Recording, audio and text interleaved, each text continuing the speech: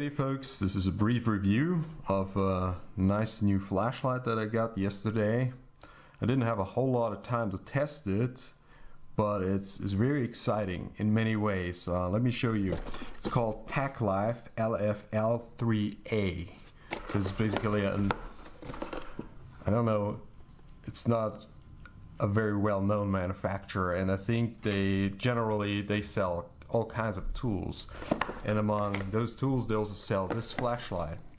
And this flashlight is powered by a 26650 cell that is included in the package. It's compared to a compact 18650 flashlight and a not so compact 18650 flashlight. So to give you an idea about the size, the light is very heavy. It's big enough to feel very substantial. You can still transport it in a pocket, as in a jacket pocket, I guess. Now, there are various features that make this light special. First of all, it is a dedicated thrower. It's the brightest thrower that I ever had. I was surprised at that. I thought it's more general use flashlight, but in fact it really is a genuine thrower. It outthrows even flashlights that are much brighter. Of course, with that reflector, a smooth reflector, you could expect it considering the size. Now, what makes this light special is that it is extremely rugged. The manufacturer basically speaks about that you can't take this light underwater, and I would say it's at least waterproof to a degree where you can't take it snorkeling. And it's pretty amazing. It has all the O-rings in the right places, right? An O-ring between the housing and the glass and not behind the glass, like so many manufacturers of budget flashlights do it wrong, and then you have a problem with the sealing of the front glass. So, but let's see the USB charging function, because it comes with a USB charging function, but it does it the right way. No rubber cover.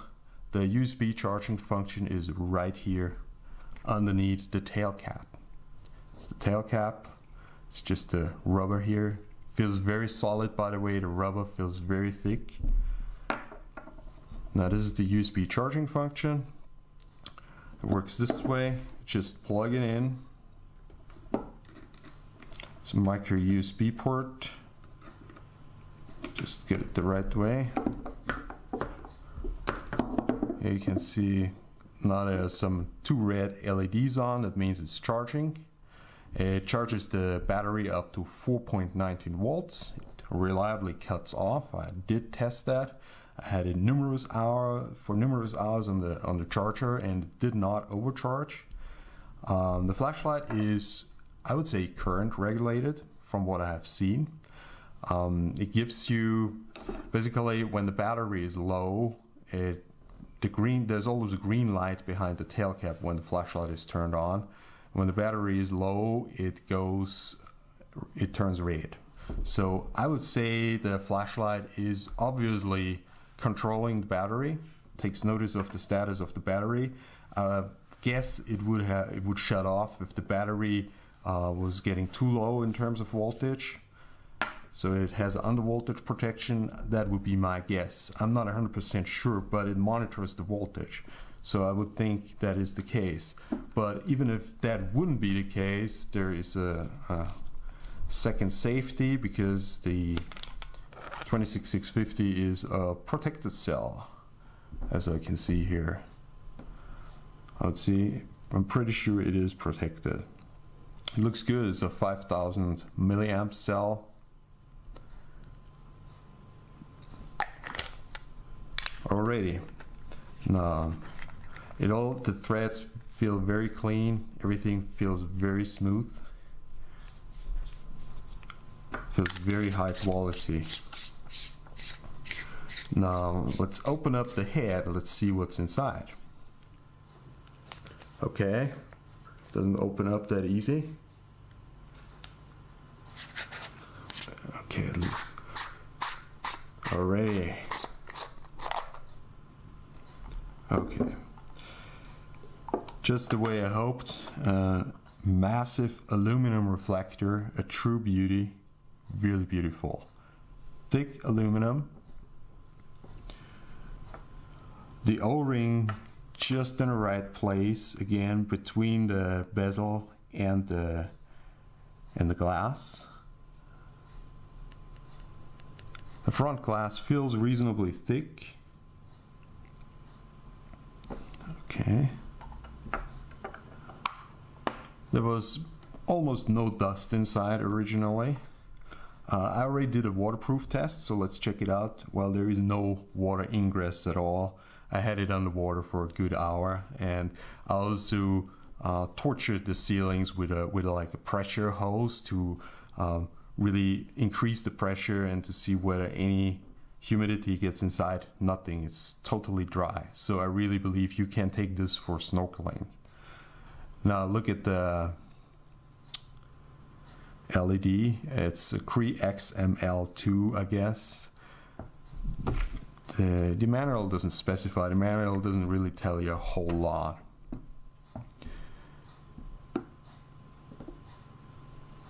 So it sits on a massive heatsink. Even after an hour, the light gets only hand warm. It gets a little bit warm. It's very comfortable. So 1,300 lumens can be held on continuous operation, which is very nice. Now I will not completely disassemble this flashlight, but to me the heat sinking obviously works, and there's a lot of space for modifications inside. Really interesting. Now let's look at the user interface. Check that out. Yeah. O-ring, everything is in place. So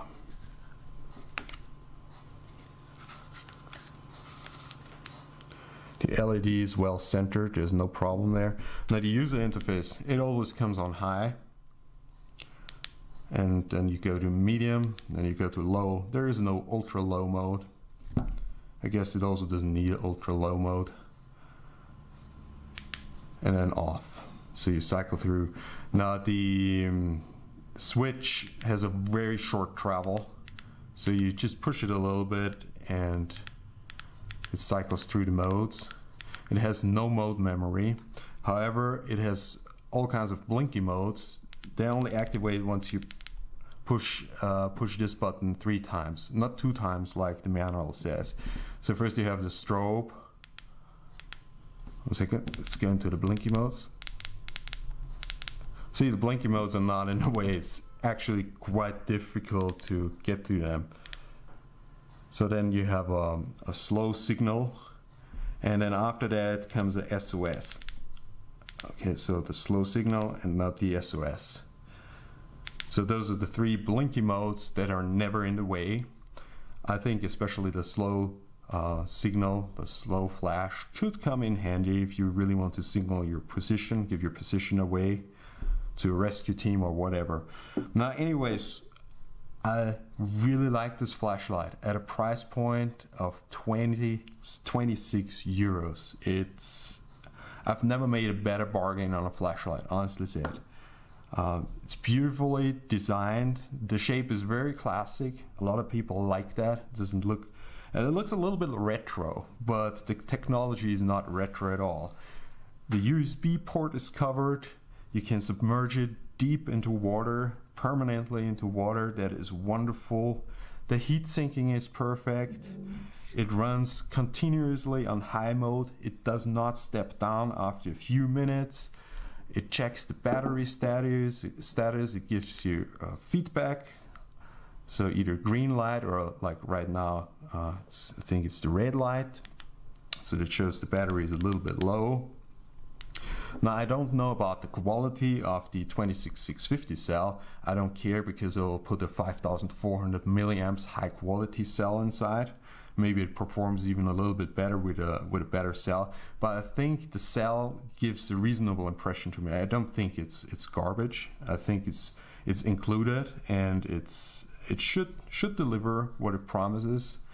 Now they say that the light delivers 1,300 lumens for 6 hours. I hadn't yet the chance to test that out.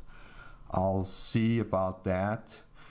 But this is definitely a very good outdoor flashlight. It's extremely rugged.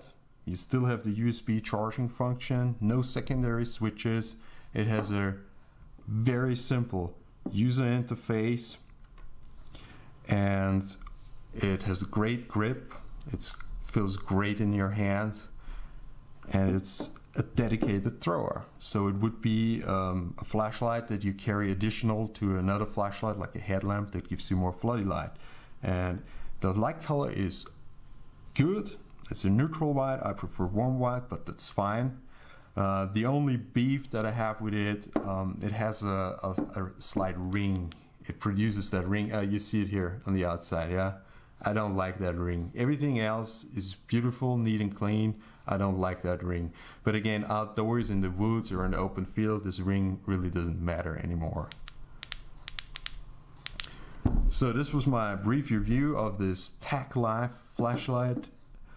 26 euros on a special sale on Amazon, 30 euros or so regular price, and it is definitely worth it. Oh, also tail stands. Isn't that beautiful? Here we have a Unported SB30A, about 1000 lumens, 1100 lumens, in that ballpark, so maximum brightness.